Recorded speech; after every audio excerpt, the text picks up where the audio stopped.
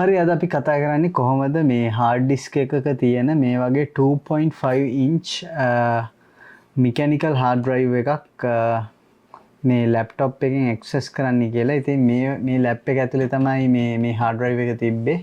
ඉතින් මේ ලැප් එකේ හાર્ඩ් ඩ්‍රයිව් එකේ කේබල් එක අප්සෙට් ගියපු හින්දා මම කේබල් එක දැම්මා රිප්ලේස් කරන්න හැදුවා.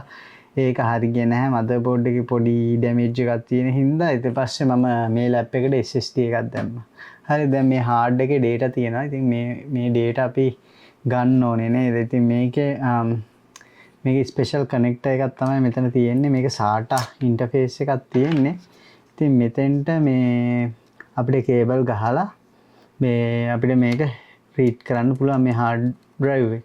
ඉතින් ඒකට කරන දේ තමයි මම අද පෙන්වන්න යන්නේ. ඉතින් මේකේ මේ වටේ තියෙන යකඩ කෑලි ටික මම හිතන්නේ මේ ගලව ගන්න ඕනේ. මොකද මේ බ්‍රැකට් එක ඇවිල්ලා තියෙන්නේ අර ලැප්ටොප් එකේ ඒ කියන්නේ මේ චැසියට හයි කරන්න ඕනේ හින්දා. ඉතින් අපි මුලින්ම මේකේ අනවශ්‍ය වෙන යකඩ කෑලි ටික මේ විදිහට ගලවලා ඉවත් කරනවා.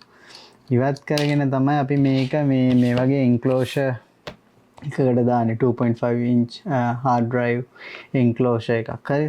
ඉතින් මේ වගේ ගොඩක් enclosures adapters තියෙනවා. ඉතින් ඔයාලට තෝරලා ගන්න පුළුවන්. ඉතින් hard එක අනුව ඒ කියන්නේ සමහරක් ඒවා මේ වගේ පොඩි hard එකේ ඉඳන් ලොකු hard වලටම support කරන ඒවා තියෙනවා. ඉතින් මේකේ මම මේක දැන් external hard disk එකක් විදිහට පාවිච්චි කරන්න හිතාගෙන තමයි මේ enclosure එක ගත්තේ. හරි. දැන් මේකේ මට පුළුවන් වෙයි මේකේ මේ වටේ තියෙන මේ යකඩ කෑලි ටික අයින් කරගන්න. මේක මේ ඇත්තටම මම හිතන්නේ මේ මදර්බෝඩ් එකට ආපු එකක් කියලා තමයි හිතෙන්නේ. අපි බලමු මේකත් එක්ක දාන්න පුළුවන්ද බැරිද කියලා. මේක මේ ඇත්තටම මේ මදර්බෝඩ් නේ සෝරි අර ලැප්ටොප් එකේ ආපු කෑල්ලක් විදිහට තමයි මම දකින්නේ. මට හිතෙන්නේ නැහැ මේක මේ ලැප්ටොප් එකත් එක්ක ආපු එකක් කියලා. කොහොම වුණත් මේ තියෙන්නේ මොකද්ද මේ enclosure එක.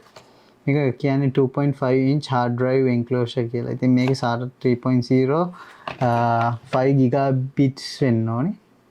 3.0 USB interface එකක් ඒක support කරනවා කියලා කියන ඊට පස්සේ මම මේක තමයි enclosure එක. හරිද? මේ පොඩි PCB එකක් තියෙන්නේ මෙතන මේ එතෙන්ට hard disk එක සම්බන්ධ. ඒ වගේම මේකට කේබල් එකක් එනවා. මේක ඇත්තටම කියනවා නම් USB මේ සම්බන්ධ වෙන එක. එතකොට මේක නිකන් මයික්‍රෝ USB කේබල් එකට අමතරව තව පොඩ්ඩක් තියෙනවා. මයික්‍රෝ USB කේබල් එකයි තව චුට්ටකුයි තියෙනවා. ඉතින් මේ එහෙම තමයි මේ කේබල් එක හැදිලා තියෙන්නේ. ඉතින් මේකේ මැනුවල් එකකුත් තියෙනවා. ඒ වෙන ඉතින් ජපනීස් වලිනුත් ටිකක් කීක දේවල් ටිකක් සඳහන් වෙලා තියෙනවා. ඊට පස්සේ මේකේ ලොකු දෙයක් නැහැ. මට තේරෙන විදිහට ඉතින් මේකේ කනෙක්ට් කරන්න කියලා තියෙන hard drive එක. ඊට පස්සේ USB කේබල් එක ගහන්න කියලා තියෙනවා මේ කම්පියුටර් එකට. හරි. අපි දැන් මේක කරලා බලමු. මේකේ ආපු කේබල් එක දැන් වැඩක් නැහැ. හරිද? මේ තියෙන්නේ enclosure එක. මේක මේ විදිහට ඇරලා මේකේ පොඩි ෆෝම් කෑලි දෙකක් තියෙනවා. දැනට අපි ඩබල් සයිඩ් ටේප් කෑල්ලක් එක්කද කරේ නිකන් කුෂන් වෙන්න වගේ වෙන්නේ. ඒකත් අවශ්‍ය නැති වෙයි. අපි බලමු මේක කෙලින්ම සම්බන්ධ කරන්න මේ විදියට පුළුවන් නේ. ඔව් මේ විදියට මේකට සම්බන්ධ කරන්න තියෙන්නේ. මේක ෆිට් එකේ වැටෙනවා. ඉතින් මේ ලස්සනට කොළ පාටයි C gate කියලා තියෙන්නේ මේකේ. මේක උඩින් එනවද යටින් එනවද කියන එක නම් පොඩ්ඩක් හරියට මේක හાર્ඩ් එකට අලවන්න පුළුවන්. ඉතින් මේ විදියට ඒක අපි පස්සේ බලමු. කොහොම වුණත් ඒක එච්චර ලොකු වැදගත්කමක් නැහැ. ඊට පස්සේ අපිට මේ enclosure එක ආපහු වහ ගන්න ඕනේ. වහ ගන්න අපි අර අරපු විදියටම මෙහෙම ස්ලයිඩ් කරලා මේක acrylic case එකක් තියෙන. ඉතින් ඇතුලේ වෙන දේ පේනවා. හොඳයි. දැන් අපි මේ case එක ගාන්ට වහගමු.